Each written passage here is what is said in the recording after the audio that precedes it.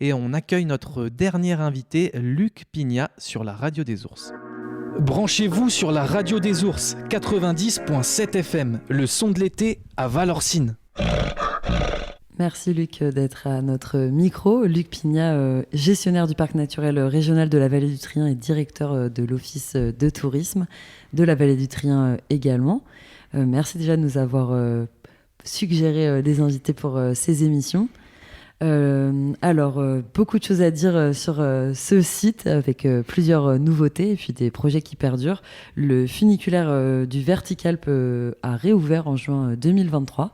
Alors, quelle fréquentation qu'est-ce que ça permet Est-ce que vous avez des bons retours ?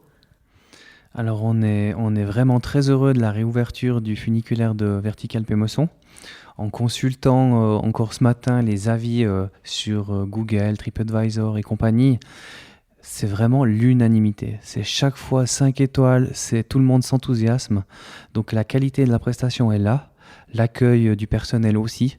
Donc on est vraiment ravis de la qualité de cet été. Et puis en fréquentation, on fera les bilans en fin de saison, mais jusqu'à présent, tout se passe vraiment bien. On avait des grands doutes après une année de fermeture sur le retour des touristes. Et puis, on sent que le bouche à oreille va très fort, le travail de marketing aussi. Et puis, on s'attend maintenant à un bel automne. Et puis, comme toute attraction touristique, la météo va faire un peu la différence.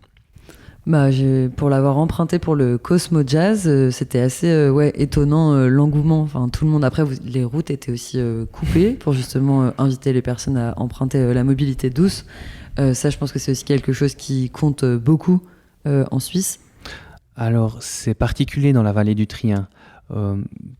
Dû au fait qu'aucune route ne peut rejoindre les villages de Finhaut et Salvan, nous n'avons aucun trafic routier dans la vallée, ce qui préserve la vallée de problèmes de trafic, de trop de voitures, de trop de parking et de trop de pollution.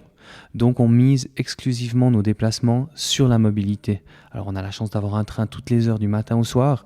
Et puis spécifiquement le jour du Cosmo Jazz, on a fait une tentative de fermer une route, ce qui pour certaines personnes peut paraître incroyable. Et puis on a constaté des essaims, je les appellerai comme ça, des essaims de cyclistes qui ont débarqué sur cette route pour profiter du fait qu'il n'y avait pas de voiture. Et puis tous les spectateurs du Cosmo Jazz ont pris soit des bus publics, soit Verticalpe et Mosson. Beaucoup de randonneurs aussi. Et beaucoup de randonneurs. Alors vraiment, c'est une vision de la vallée, développer la mobilité douce. Et puis, on a déjà une partie d'infrastructure. On doit encore les développer parce qu'on est des fois victime de notre succès. On prend l'exemple des trains. On a des jolis petits trains mignons de montagne. Mais en termes de capacité, avec 100 personnes à l'heure, on voit très vite qu'on atteint nos limites. Donc, il y a des grands investissements qui vont être faits ces prochaines années, côté suisse en tout cas, pour permettre d'augmenter la cadence, d'augmenter la capacité des trains. Parce que dire à tout le monde prenez le train, c'est une chose, mais pouvoir les accueillir dans des bonnes conditions, c'en est une autre. Et ici, dans la vallée du Trien, Luc, justement, on a un tourisme un peu, on va dire, différent que dans la vallée de Chamonix, peut-être du fait, comme tu le disais, d'un trafic routier beaucoup moins dense. On a l'impression que c'est un tourisme, oui, un peu plus léger, un peu plus aéré que de l'autre côté du col des Montées. Alors la fréquentation touristique, c'est un sujet délicat. D'un côté, on a besoin du tourisme pour financer nos infrastructures. Si je prends encore une fois l'exemple du Mont-Blanc Express, 60% du trafic est touristique. Donc grâce à l'achat des tickets, ça nous permet, nous aussi, habitants de la vallée, de fréquenter ce train. Maintenant, le tourisme doit être au service de la population. Donc dès qu'on voit du surtourisme, dès que le tourisme a un impact sur la qualité de vie des gens, il faut aussi se poser des bonnes questions. Est-ce qu'on en veut toujours plus ou est-ce qu'on privilégie la qualité ? Donc c'est un débat assez difficile puisque nos commerçants ont besoin de beaucoup de touristes. Mais en même temps, nos citoyens, des fois, voient les effets négatifs de l'afflux touristique. Comme pour le parc naturel, justement, dont tu es le gestionnaire. Vous êtes candidat pour justement avoir le label de parc naturel. Justement, il y a cette question quand même du tourisme et à la fois de l'aspect écologique qui se confrontent. Forcément, pour pouvoir avoir ce label, il y a aussi une participation citoyenne dont tu nous parleras tout à l'heure. Comment, pour toi, tu envisages le fait d'équilibrer ces deux choses ? Alors, D'une part, c'est vrai que ce label va nous donner une visibilité nationale. Donc, on a un public cible qui est intimement lié à l'écologie qui va venir. C'est un public cible qu'on connaît, qui va certainement venir en transport public et puis qui est sensible à l'environnement. Donc, ce côté un peu marketing du parc naturel régional est plutôt un marketing ciblé, intéressant. Mais avant tout, le but de ce parc naturel régional, c'est pas de faire venir plus de monde.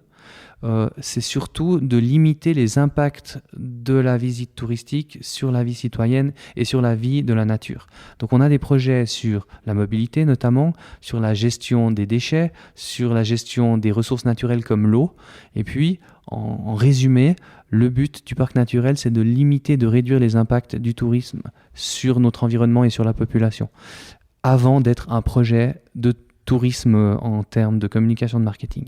Bah oui, mais comme on le sait, un label, ça donne forcément une visibilité aussi beaucoup plus grande. Et donc, des personnes qui n'ont pas conscience de cette zone, dans ce qu'elle peut avoir de riche, vont forcément venir beaucoup plus, j'imagine. Et c'est tant mieux. C'est comment ces gens viennent nous voir. Ça, c'est un travail à faire, donc plutôt en transport public. C'est quelle sera leur attitude sur le territoire. C'est des projets de sensibilisation, notamment en lien avec les agriculteurs. On ne peut pas se comporter n'importe comment sur un territoire agricole. On doit tenir nos chiens en laisse, on doit ramasser leurs déchets. On doit donc apporter aussi des infrastructures pour bien accueillir les gens, pour qu'ils puissent respecter notre environnement. Et puis, pour être très concret, si on prend un projet touristique du parc, c'est un passeport découverte qui va être distribué à tous les citoyens du parc. Ça en fait, en tout cas, il y a 12 000 citoyens dans le parc. Ça fait 6 000 passeports découvertes qu'on va distribuer. Et ce passeport découverte incite qu'à une chose, c'est que les gens de certains villages découvrent les villages voisins avant d'aller visiter le Laos et la Thaïlande. Donc on veut un tourisme indigène avant d'aller chercher un tourisme international. Oui, de connaître ce qu'il y a aussi au plus près de chez soi et aussi d'ordinaire, que ce soit au niveau des végétaux, même ce qui est au pied de chez nous, finalement, on ne le connaît pas forcément très bien. Alors c'est un axe fort dans notre développement et dans ce parc, c'est l'axe sensibilisation et éducation. Le but, c'est de permettre à la population locale, les adultes mais aussi les enfants à travers des actions dans les écoles, d'augmenter leur connaissance de nos richesses naturelles et culturelles par des sorties découvertes. Vraiment, aujourd'hui, j'exprime plutôt les grandes idées, mais toutes ces idées sont traduites par des projets très précis, 41 pour vraiment donner la quantité. Et puis, à travers tous ces projets, on apporte des connaissances et de la sensibilisation à la richesse naturelle et culturelle de notre région. On rappelle que les 41 projets ont été soumis par des citoyens et citoyennes directement. Exactement, aussi des groupes d'intérêt.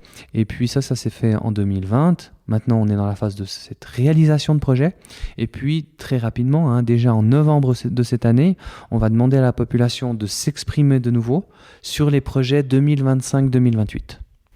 On rappelle aussi qu'en 2024, justement, le label n'est pas décerné par un certain comité, mais justement par la population. C'est la population qui va voter pour savoir si vous aurez ou non ce label.